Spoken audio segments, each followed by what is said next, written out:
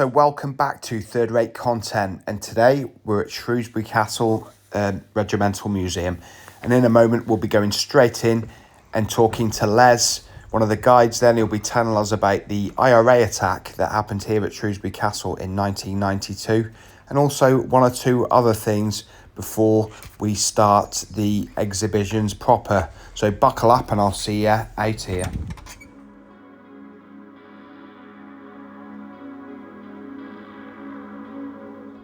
So we're at Shrewsbury Castle Regimental Museum. It's Soldiers of Shropshire. Yeah, and we're talking to Les Freeman. And what's the actual get-up you've got on there, the uniform, Les? The uniform is a 1802, replica 1802 uniform belonging to the 85th Regiment of Foot, which was founded in Shrewsbury, in fact, on the castle lawn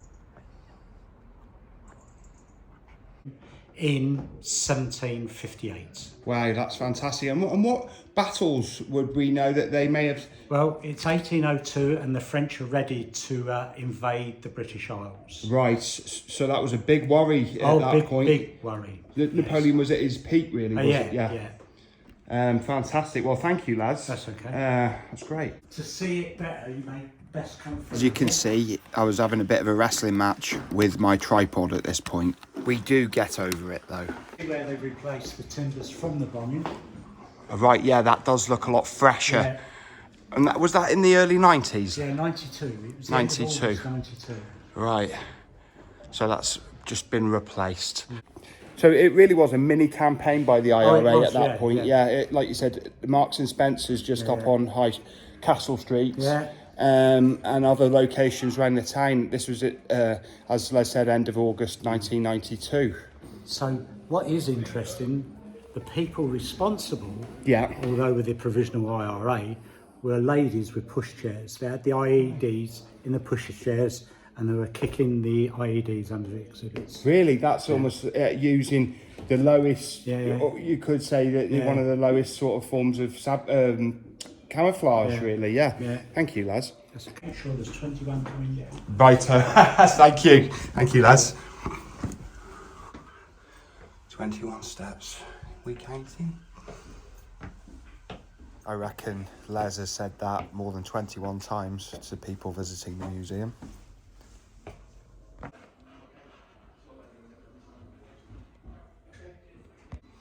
that's the High Sheriff's trumpet banner.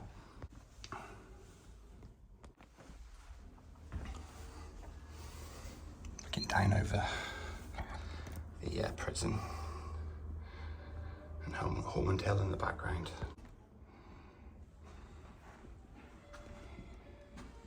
Dress uniform.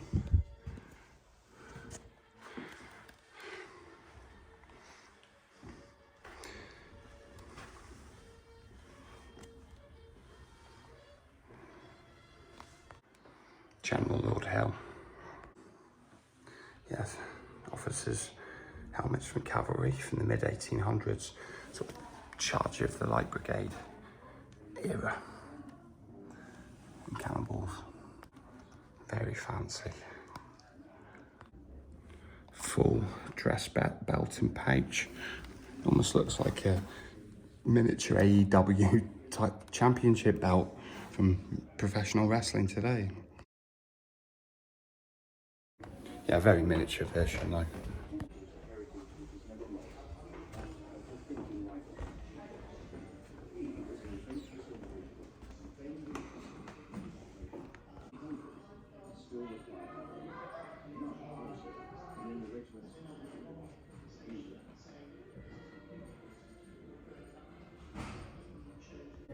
Yeah, so this area is the more modern, contemporary, last 20 years of the infantry and the KLSI's history. Let's have a look. Yeah, this is the MBC suit, the noddy suit with respirator gloves and overshoes for protection against nuclear, biological and chemical weapons. Yeah, I might need to invest in one of those.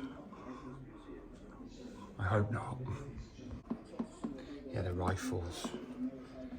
These were the guys that Bernard Cornwell wrote about in Sharp and those Napoleonic era books. This is the garb that they'll be wearing today. Still wearing green. It's not the green. It's more camo green, not the green of the original rifles uniform.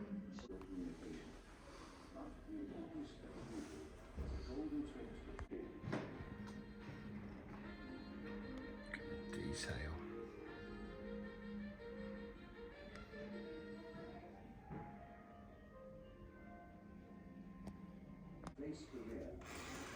Russian Kalashnikov AK-47. That's what they say about it. Still in use to this day. Though I suppose seeing a genuine Russian one is quite rare. 16, the icon of the Vietnam War, one of them. Gas operated.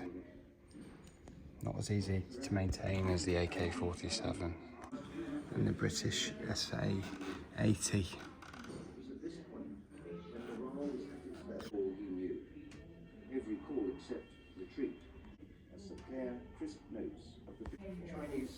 I used to watch this brilliant channel on YouTube a few years ago where this guy used to get really old ration packs and eat them.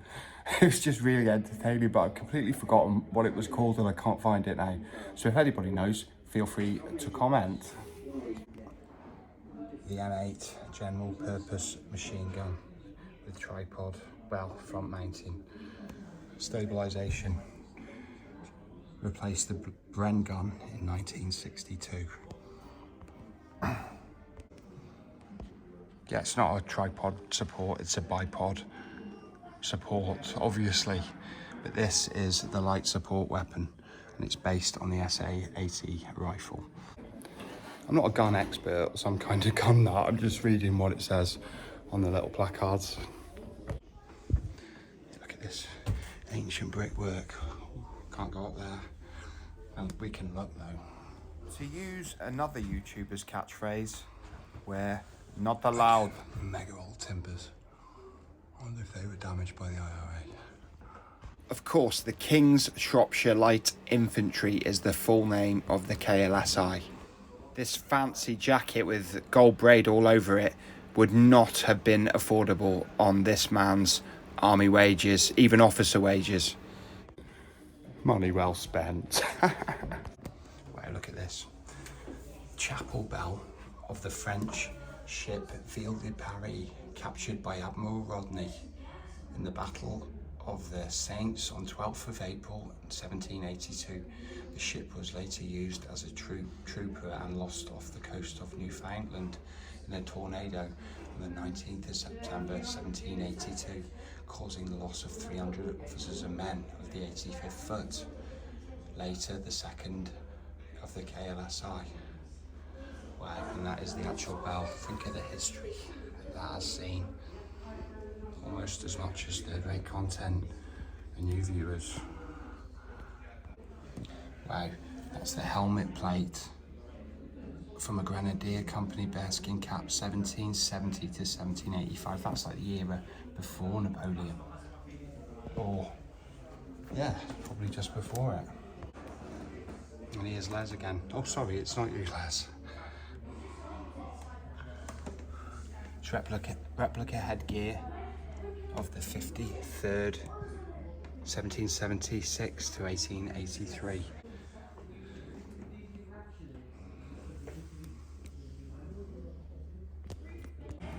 Yeah, for any American viewers or viewers from the United States, this is the Grand Union flag.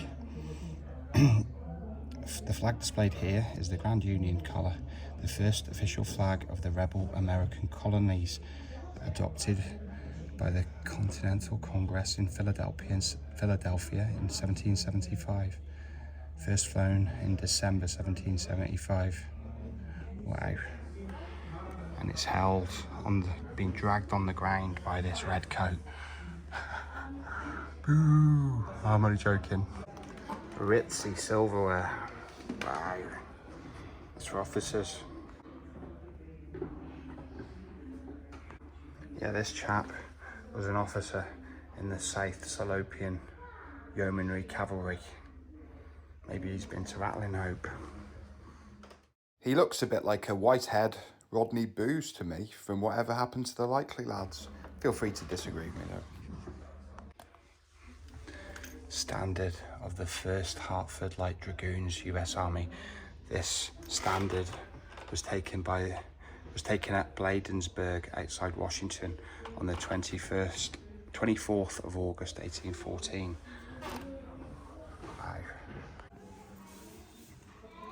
In 1814, the 85th left France for North America, where war had broken out with the USA over shipping rights. They were part of the force which defeated the Americans at Bladensburg near Washington, where they captured the standard of the James City Light Infantry and the Hartford Light Dragoons, both displayed here. The force occupied Washington the same day and burned down the White House and other public buildings. For this action, the 85th was awarded the Battle Honour. Wow. So, sorry about that, Americans. This is an unidentified officer of the King KLSI from 1828. Of course, you had to buy your commissions in the British Army in those days, so only people with money were officers. Only sharp. Got there through rank, through ambition and hard work. And he was fictional. French revolver from 1855.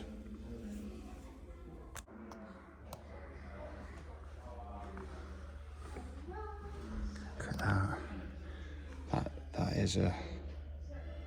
Is that a... They don't like it up 'em. I think it is. Well, it's several. Because they do not like it up 'em. And I do very much like Dad's Army. I've got every single episode, including the black and white ones, on DVD. I bought them for $1.99 from Oxfam in the last few months. It's brilliant. I don't know if you can see that, but this is an other ranks leather bandolier to put in your ammo in 1885. Yeah, it looks very much like sort of FA Cup, but it's a shooting trophy from 1894. Wow. There's been some pretty mad shooting going on.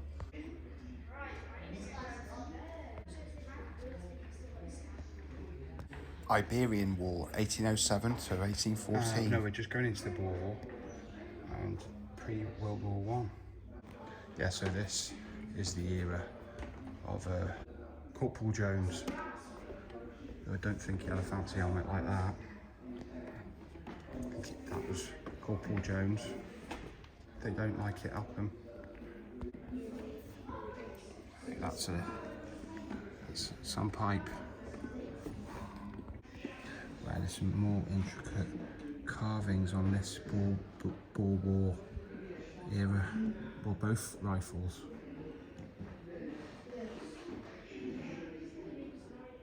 Looks like a tattoo. Yeah, I can just imagine soldiers with big, massive moustaches, sideburns, smoking these pipes in the Boer War. Doesn't take a lot of imagination. And the other ranks, khaki drill uniform. Hi. 1900. I'm inside of it. Sort of, it ain't half hot, mum. Although I think that was a bit later, but you've got the pithy helmet. Bang a drum, get it on. It's actually bang a gong. Shows why I know. I've never been on a visit to Old Trafford. Have they got more silverware in the trophy cabinet there? Because this is impressive. And there's more trophies on offer here than Ric Flair won in his entire career. Woo!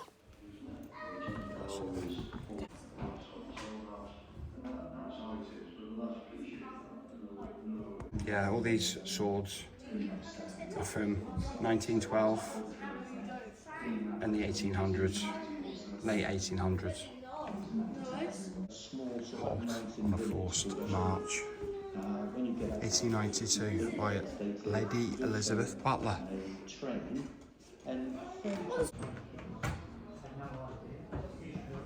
Yeah, these were captured 1774, 17.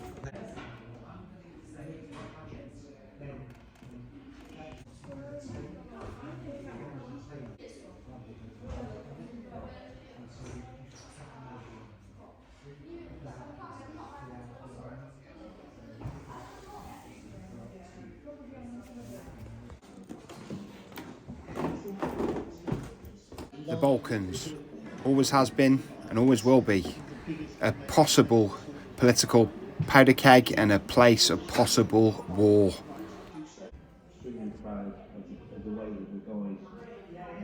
Yeah, just head downstairs now through this really ancient portal and just check out some of the really old timber and stonework while we're on our way down.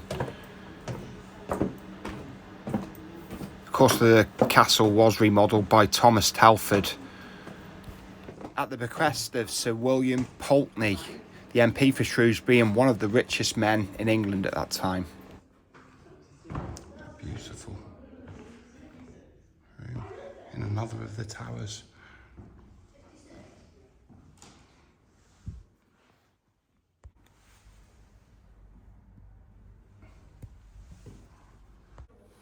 Yeah, I think they have like presentations in their circular rooms. It's really nice.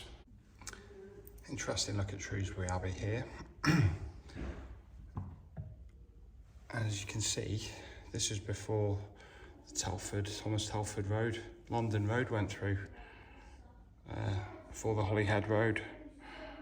So yeah, I haven't actually seen that before, that aspect of the Abbey. Yeah, this is a good one, 1746. This map is dated from this drawn map. You've still got, you know, some of the sites of Shrewsbury. They haven't changed to this day.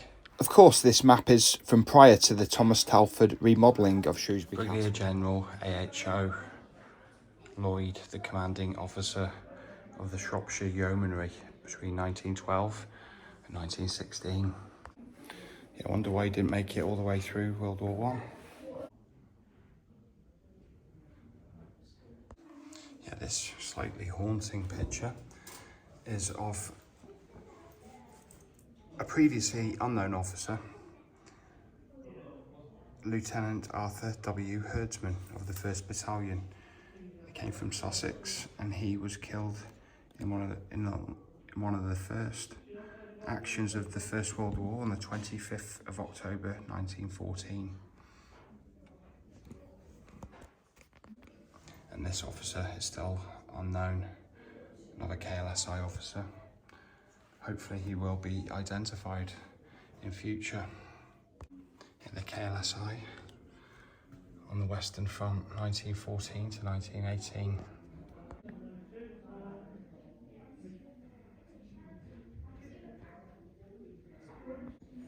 Right, that gas mask doesn't look like it would offer much protection. You ever seen an old-time football rattle? Well, that's a gas rattle. I wonder which came first. Look at the explosives. The KLSI, Western Front, Macedonia.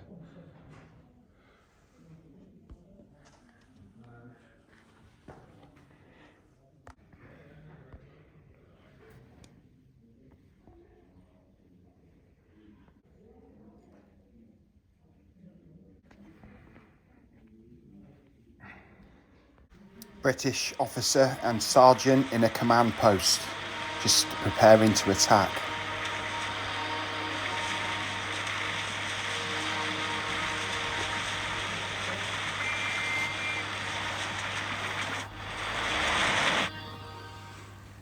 Yeah, we're not touching, we're just looking what you would have seen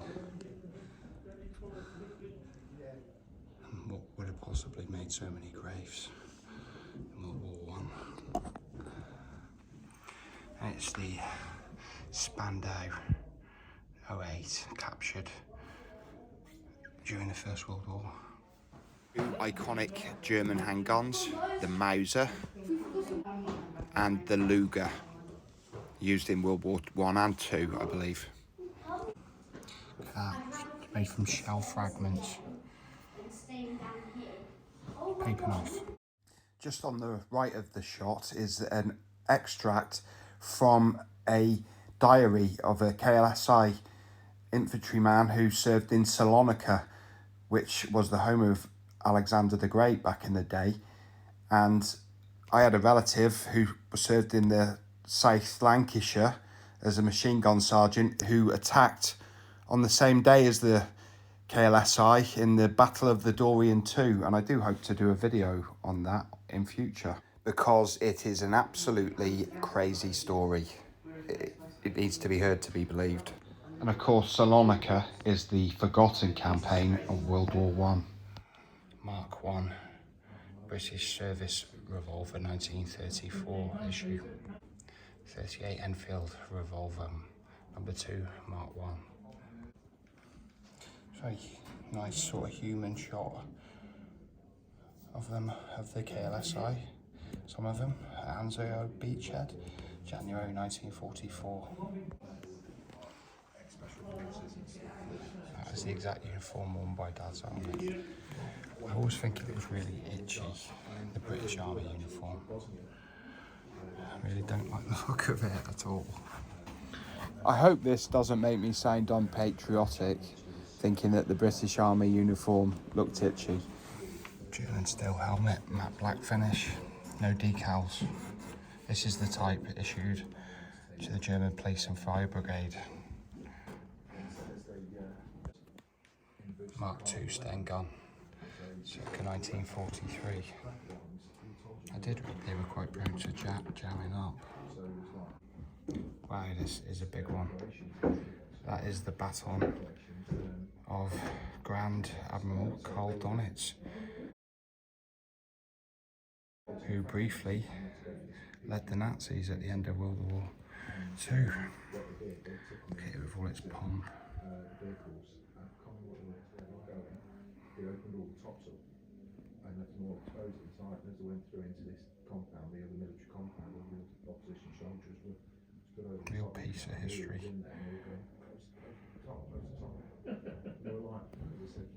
This would have been the kind of equipment issued after World War II. Yeah, and this would have been a 1990s looking soldier, infantryman. Right, look at this tool. Flipping out. That's what it looks. Absolutely flipping ancient. And we're here in the corner just before we leave.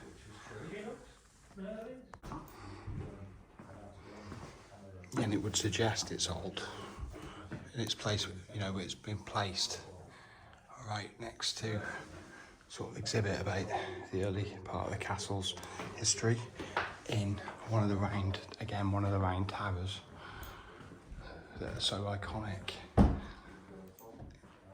that are visible from all around the place, all around Shrewsbury.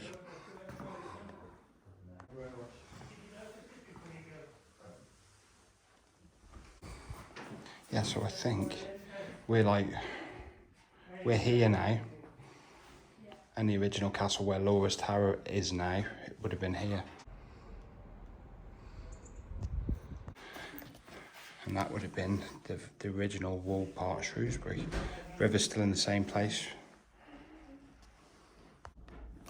Of course, the Battle of Shrewsbury, 1403.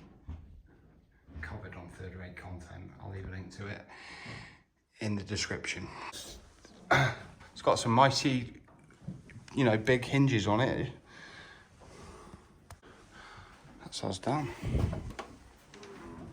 Thank you.